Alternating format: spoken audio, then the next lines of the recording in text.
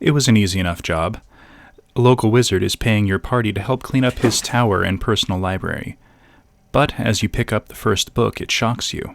The second one burns your hands. As you reach for a third, you realize this job is going to be anything but easy.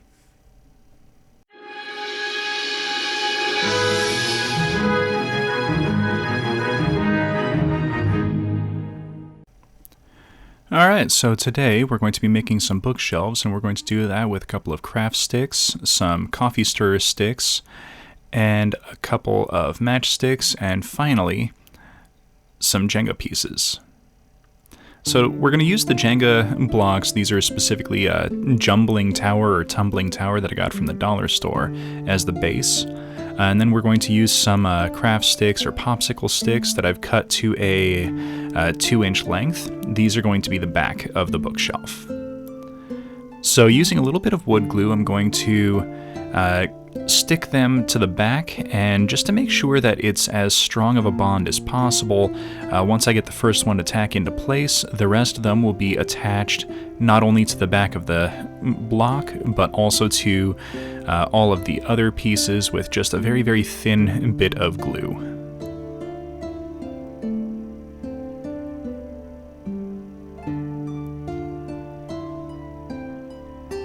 Now once this dries, this will be very, very solid, and there shouldn't be any noticeable gaps in between all of the sticks. Although if there is, that doesn't really matter, and you can use it as kind of an extra character for the piece. Alright, so now that that's glued together, I'm going to set it aside to dry and fully solidify in place. And once that's done, I'm going to do kind of the same process with the coffee sticks, just to create a side border.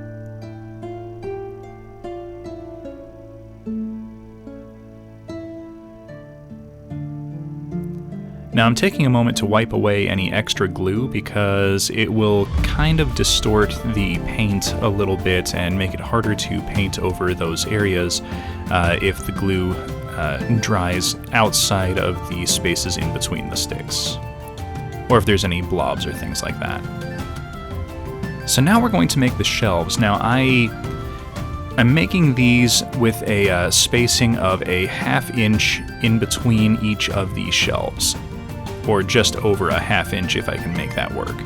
So I've got some marks on the inside, but I made those without putting the shelves in first, so they were going to be off just a little bit. So once the first shelf is put in, I mark the spot for the second shelf, then I put a thin strip of glue around the edge of the shelf piece, and then slide it in so that the bottom of the shelf is just above the mark that I made.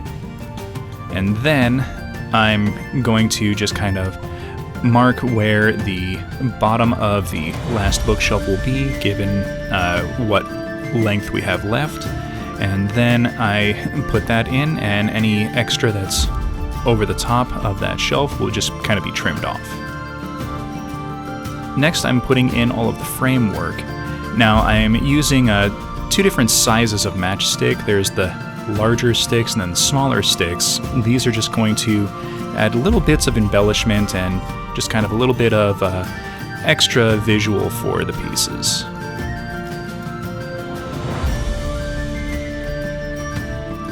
I kind of wanted it to look like there was framework and bracing for a couple of the shelves, but didn't want a brace mark for each of the individual shelves. I thought that would be a little bit too much. Now I'm creating the illusion of a support for the bottom shelf. This doesn't really do anything, but just kind of adds a little bit of extra flair. Alright, so that is everything all glued together. So now I'm going to set this off to the side, let it fully dry, and then we'll come back and get it painted up. So I did forget one thing. These matchsticks here are just a little bit taller than the other ones, so I'm just kind of shaving them down at an angle to kind of match them, them up to the pieces that they are next to. This gives them a nice little beveled, rounded edge. Okay, so now I'm going to use some raw umber from Artist Loft. This is going to be used to go over the entirety of the piece. I'm likely going to end up doing 2 coats. I don't want any of the wood coloration to show through. I want to kind of create a artificial color for all of the piece. So once the first layer dries, any spots that we can still see through is going to get a second coat over. Now the nice thing about using Artist Loft is it's fairly cheap, it's easy enough to get a hold of, and it dries fairly quickly when you do a kind of thin application.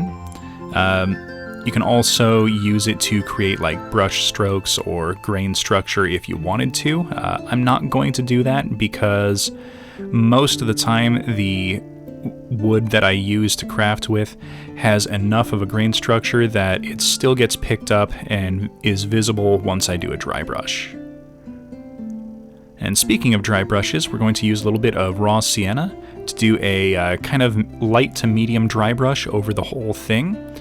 This is going to create kind of a wood appearance for the piece. And you can kind of see what I meant about the grain structure showing through even though we've painted over it. You can see the raised edges from the craft sticks and the popsicle sticks.